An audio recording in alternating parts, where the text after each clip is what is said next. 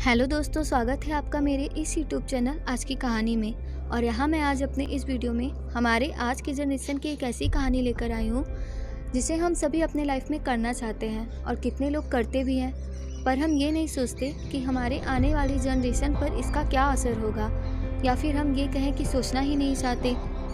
तो इसी तरह हमारे आज की कहानी का विषय है हमारी फास्ट लाइफ, और मैं अपने इस टॉपिक को राहुल की कहानी के जरिए बताऊँगी।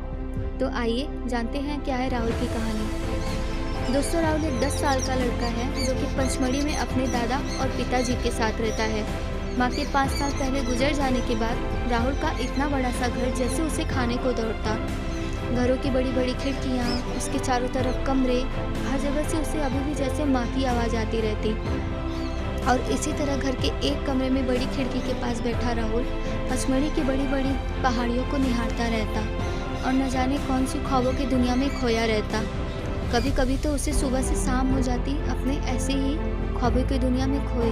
अकेले न जाने ही कितने सवाल खुद से ही करता और खुद ही उनके जवाब भी ढूंढता। शाम ढले बगीचे में जब बच्चों की खेलने की आवाज़ सुनकर भी वह नहीं बाहर आता तो दादाजी खुद ही जाते उसे बुलाने। दादाजी राहुल को बुला तो लेते, पर वह खुद ही बड़ी सोच में पड़ जाते कि इतनी सी कम उम्र में भी क्या सोचता रहता है यह। पहले तो ऐसा नहीं था।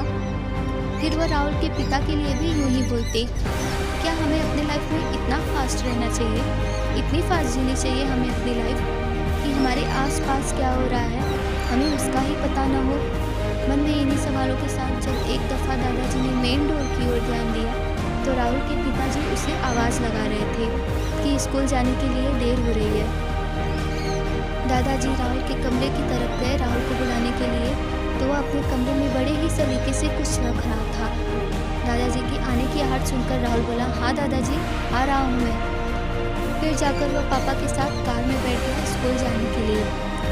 पापा भी अपने ही धुन में बड़ी ही तेज़ी से कार चलाते जा रहे थे और राहुल फिर न जाने कौन सी अपने ख्वाबों की दुनिया में खो गया। इतना कि स्कूल आने पर कई दफ़ा पापा उसे आवाज़ लगा चुके थे, बेटा जाओ स्कूल आ गया। पर राहुल तो अपने ही ख्वाबों की दुनिया में खोया हुआ था। खुद उतरकर जब पापा उसके पास जाकर बुलाए तब वह खोया खोया सा उठा तो सामने स्कूल ग्राउंड में कितने ही बच्चे उधम मचाए हुए थे। फिर पापा रोज़ की तरह वहीं से ऑफिस चले जाते और देर रात घर आते राहुल के सोने के बाद। और इसी तरह आज भी उनका आना हुआ था घर पे, पर आज देर रात होने पर भी दादा सोए नहीं थे। चेयर पर सिर टिकाए घड़ी के सुइयों को यूं ही निहारे जा रहे थे। इतने में दूसरी तरफ से आवाज़ आई, सो जाइए पापा, काफ़ी देर हो चुकी है। पर कुछ बोलने के बजाय दादाजी अपने दोनों हथेलियों में दबाए डायरी के पन्ने पलटने लगे। राहुल के पिता उसे देखने के लिए क्या है आगे बढ़े तो उसमें न जाने कितने ही दुनिया भर की बातें लिखी हुई थी। और इतने में ही आंखों में आंसू लिए बड़ी हुई भर्राई हुई आवाज़ से दादाजी ने कहा, राहुल ने लिखी है ये डायरी, देख लो तुम भी। और पापा जैसे जैसे डायरी के पन्ने पलटते जा रहे थे उनके पैरों तले जैसे ज़मीन खिसकती जा रही थी। राहुल के उस छोटे से मन में अब तक जितनी भी बातें थी, उसकी खामोशी थी, सब यह डायरी बयां कर रही थी। जैसे मम्मी के गुजर जाने के बाद पापा का उससे दूर हो जाना, स्कूल जाते समय बगीचे में उन कबूतरों को देखने बैठना, शाम खुली पहाड़ियों में घूमना, सब क्यों बंद कर दिया पापा आपने? क्यों हमेशा मुझसे ऐसे कहने लगे कि एक क्लास आगे की सोचो?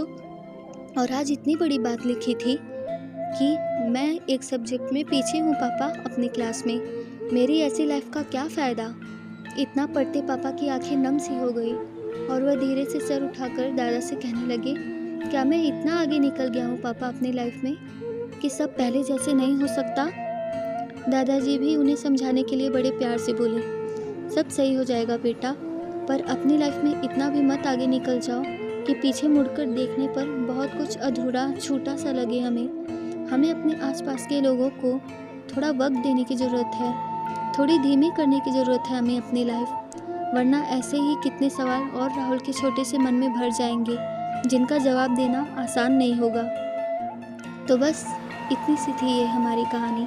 और फ्रेंड्स, यहाँ हमें भी इसी तरह अपनी लाइफ में थोड़ा अपनों और अपने आसपास के लोगों को समझने की ज़रूरत है। हम सब एक दूसरे की आगे होने की चाह में इतना फास्ट हो गए हैं कि हमारे आसपास ऐसे ही कितनी अधूरी सी बातें हैं जिन पर हम ध्यान नहीं दे पाते, और ऐसे ही राहुल जैसे बच्चे के मन में कितने ही सवाल हैं जिन पर हम ध्यान ही नहीं दे पाते। हमारे पास अपनों के लिए ही वक्त नहीं है। तो दोस्तों, थोड़ा हमें अपनों को वक्त देने की ज़रूरत है, उन्हें समझने की ज़रूरत है। सो फ्रेंड्स, आज के लिए बस इतना ही। हम मिलेंगे अगली वीडियो में अपने ऐसे ही कुछ अनसुनी कहानियों के साथ।